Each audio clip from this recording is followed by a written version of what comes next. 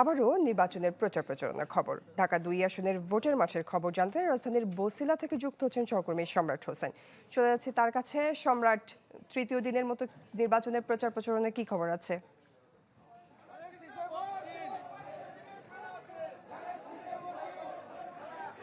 মূলত ঢাকা ২ আসনে আমরা এই মুহূর্তে রয়েছি, যেটি ঢাকার কেরানীগঞ্জের অন্তর্ভুক্ত। সেখানে কিন্তু আমরা দেখতে পেয়েছি যে মূলত দুইজন প্রার্থী, আমরা তাদের সাথে কথা বলেছি। এই মুহূর্তে আমরা রয়েছি যে কেরানীগঞ্জের অর্থাৎ ঢাকা ২ আসনের যে বিএনপির যে প্রার্থী আমানুল্লাহ আমান, তার কাছে। তিনি কিন্তু তার যে এই নির্বাচনী এলাকা কেরানীগঞ্জ, সেখানে কিন্তু তিনি প্রার্থীদের দাঁড়ে দাঁড়ে যাচ্ছেন কিংবা তাদের কাছে ভোট চাইছেন। যে নির্বাচনীর যে অঙ্গীকার সেটি তিনি করছেন আর কি, কিংবা প্রতিশ্রুতি সেটি কিন্তু তিনি দিচ্ছেন।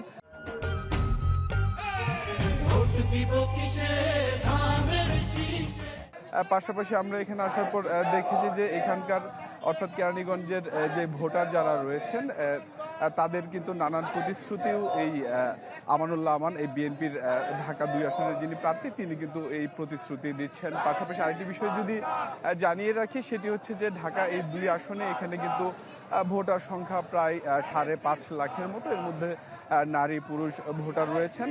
আর এখানে কিন্তু এর আগেও অর্থাৎ বিএনপির যেই প্রার্থী, তিনি কিন্তু এর আগেও এই আসন থেকে নির্বাচিত হয়েছেন। এখানে আসলে জনসাধারণের বেশ দীর্ঘদিনের কিছু দাবি দেওয়া রয়েছে। সেই দাবি দেওয়া পূরণের কথাও কিন্তু এই বিএনপির যিনি প্রার্থী রয়েছেন, সেই প্রার্থীর পক্ষ থেকে বলা হচ্ছে যে পরবর্তী সময়ে অর্থাৎ নির্বাচিত হওয়ার পর যে এখানে যেই সাধারণ মানুষের বিভিন্ন ধরনের সমস্যা রয়েছে, সেই সমস্যার সমাধান করবে। আমরা যদি এই ঢাকা ২ আসনের যেই প্রার্থী জনাব আমানুল্লাহ আমান, তার সাথে কথা বলি যে নির্বাচন সামনে, আপনি এখানে আপনার যারা ভোটার রয়েছে তাদেরকে কি প্রতিশ্রুতি দিচ্ছেন, কিংবা নির্বাচিত হলে আপনি এখানে আপনারা কি করবেন? আপনারা জানেন ১৭ বছর জনগণ তাদের ভোটাধিকার পায়নি। সেই ভোটাধিকার প্রতিষ্ঠার জন্য দীর্ঘদিন আন্দোলন হয়েছে। সে আন্দোলনে হাজার হাজার ছাত্র রক্ত দিয়েছে। ইলিয়াস আলী গুম হয়েছে, চৌধুরী আলম গুম হয়েছে, সুমন গুম হয়েছে। আজকে জনগণ আগামী দিনে গণতন্ত্র পুনরুদ্ধারের জন্য তারা ভোট দেওয়ার জন্য প্রস্তুত, এবং জনগণের ভোটের মাধ্যমে এটি গণতান্ত্রিক সরকার হবে। গণতন্ত্রে ফিরে আসতে হলে নির্বাচনের বিকল্প নেই। তাই সেই নির্বাচনে আজকে জনগণ অংশগ্রহণ করছে, এবং এই নির্বাচনের মধ্য দিয়ে কেরানীগঞ্জ ঢাকা ২ আসনে আমি যেভাবে ১৯৯১ সালে প্রথম ৩২,০০০ ভোট বেশি পেয়েছি, তার পরবর্তী দ্বিতীয়বার আমি বিনা প্রতিদ্বন্দ্বিতায় নির্বাচিত হয়েছি, তার পরিবার ৭২,০০০ ভোট বেশি পেয়েছি, এবং চতুর্থবার আমি ৮২,০০০ ভোট বেশি পেয়েছি।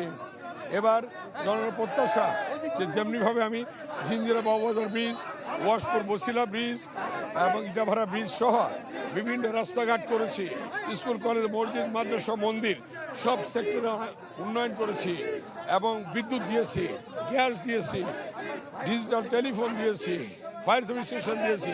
কেরানীগঞ্জের ঢাকা ২ আসনের জন্য যা দরকার সেটা আমরা করেছি, এবং জনগণ প্রত্যাশা যেটা আগামী দিনে কেরানীগঞ্জ হবে একটি আধুনিক শহর।